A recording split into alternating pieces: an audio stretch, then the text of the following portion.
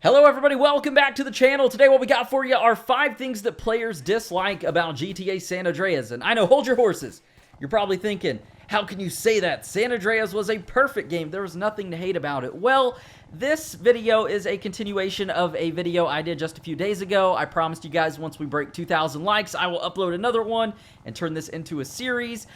We talked about the other day 5 things players dislike about GTA 4. So if you guys want to see me once again continue the series, let's get 2,000 likes on this video. You could have already clicked that like button right now. And we will do 5 things that players dislike about GTA Vice City next. But back to San Andreas, man. The whole kind of premise of this series, I guess, is just we always see the positive things about the games. We always talk about the good things, but never the bad. So in some cases, it's hard to talk about the bad things. San Andreas is one of those games because without really just getting nitpicky about stupid things that really don't matter, there's really, in my opinion, nothing that there isn't to like about GTA San Andreas. For its time, it was revolutionary. It was actually way ahead of its time with the graphics, the freedom, the customization options. San Andreas was just a great game. So what I had to do is actually go onto Twitter. I reached out to you guys. I said, hey, what are some things that you guys dislike about GTA San Andreas? And we got a lot of good feedback, and you guys actually helped me make this video. So thank you. I was able to take some of the things you guys were nitpicky about and compile it into kind of a top 5 list. So if you want to possibly be featured or have your question answered or suggest a topic for a future video, follow my Twitter or Instagram. Both links are in the description. But with that said, let's go ahead and get started with 5 things that players dislike about GTA San Andreas.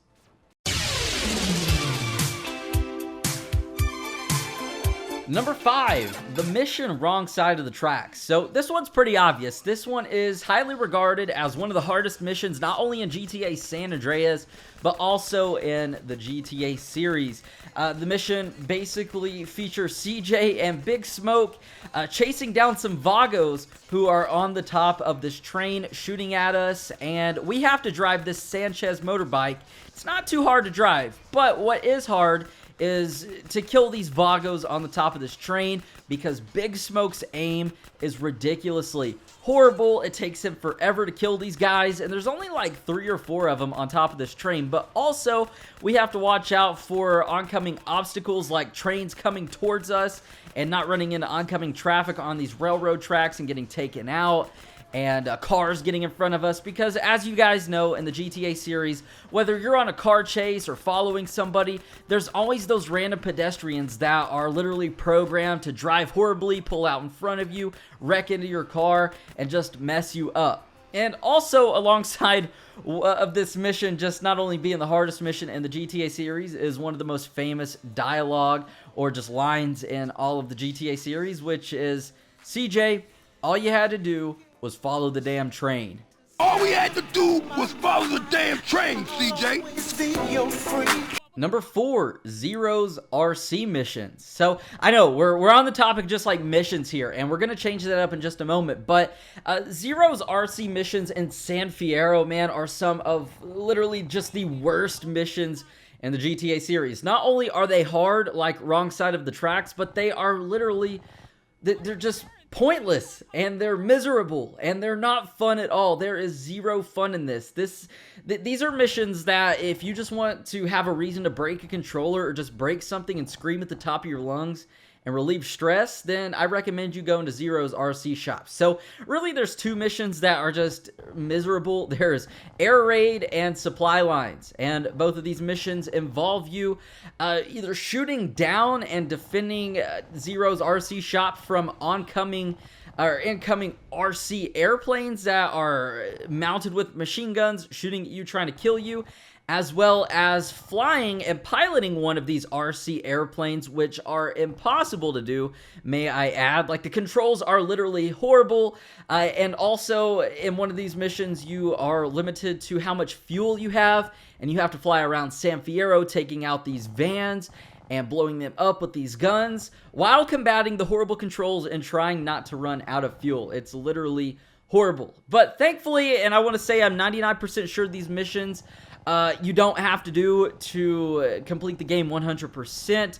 Like I said, take that with a grain of salt. You might be able to answer that for me down below in the comments, but I don't believe you have to do these. If so, then just go ahead and check my name off the list of never completing GTA San Andreas 100%. Number 3. Too many customization options. I know, like what? So I didn't really know how to word this topic, but I don't think we can really complain about having too many customization options. But there are some things in the game, like the minor features that a lot of you guys were saying on Twitter are very annoying, and one of those is eating and like losing stamina and things like that. So a lot of you guys don't like the fact that in San Andreas, to maintain your health, you had to eat, and you could even work out obviously and become super muscular, or you could not work out and become skinny, or you could just eat all of the time and become fat. So that feature right there is super awesome. I've always loved it. I've personally never had a problem with it, but what you guys were saying is you just didn't like the fact that you had to constantly maintain your health bar by eating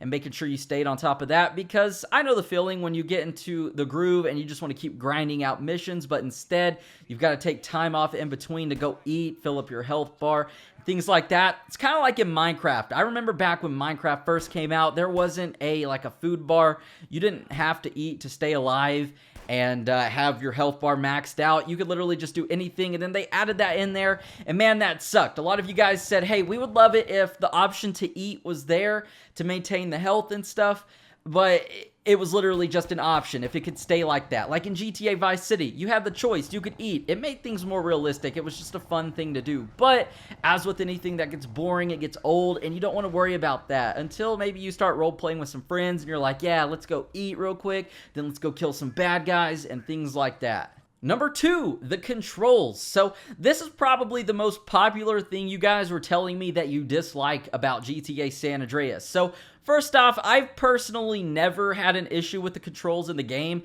To me, they've just been very fluid, and I've just never had an issue with them, unlike GTA 4, where it feels like we're driving around boats for cars. But there are some things that I was able to kind of factor into this topic to maybe be on the same level of you guys to get a better understanding. So with the controls in GTA San Andreas, this game, unlike GTA 3 and Vice City, allows us to swim. That was something we'd never been able to do before, which I'm going to explain on in just a moment. But we could pilot airplanes. We could go around killing people. We could do anything in San Andreas, except for one thing. And you know what that one thing was? Climbing ladders. That's one of the most minor things in San Andreas that just doesn't make sense, because you can literally do everything in that game but climb ladders. The worst thing to do, or just the worst thing about it in San Andreas, was when you're at the San Fierro airport and you fall off into the water, and because you can't climb ladders, you have to swim literally for miles and miles and miles just to get back to land. It's horrible, and it is not fun at all. As well as just some of the minor things as far as controls go is you can't sprint in some interiors, which is kind of a downside, especially in the bigger ones like the casinos, and you have to go in there to do missions, and they're huge. You literally just have to kind of just breeze through and walk through them. As well as the little things, I guess, that factor into the controls is you can't break into locked vehicles like we can in some of the newer GTAs. This was actually implemented in GTA 4. I always thought it was funny when trying to break into a convertible, literally a car with the top down, and CJ's like, well, the door's locked, when you could just jump into it because there's no roof. And lastly, this is something that I'm thankful is featured in GTA 5, and that is once you flip a car over, you can't roll it back over in GTA San Andreas. And this is also in the older games like Vice City and GTA 3, but literally when your car is rolled over, it catches on fire and it blows up. You can't flip it back over. And number 1, city restrictions. So this is actually one of my own. I don't think any of you guys actually mentioned this to me. Maybe you have, maybe I just didn't see it. But city restriction is something that I hated in the older Grand Theft Auto games. So we've got this giant map to explore, right? Especially in GTA San Andreas. But we can't leave the boundaries of Los Santos, for example, at the beginning of the game without getting a 4-star wanted level, I believe. So if you just want to play the game without going through the story mode, you can't, unfortunately, because you get a wanted level. So the thing I love about GTA 5 is we've got this giant map to explore, and if you don't really want to get started with the storyline, you obviously breeze through the first couple missions.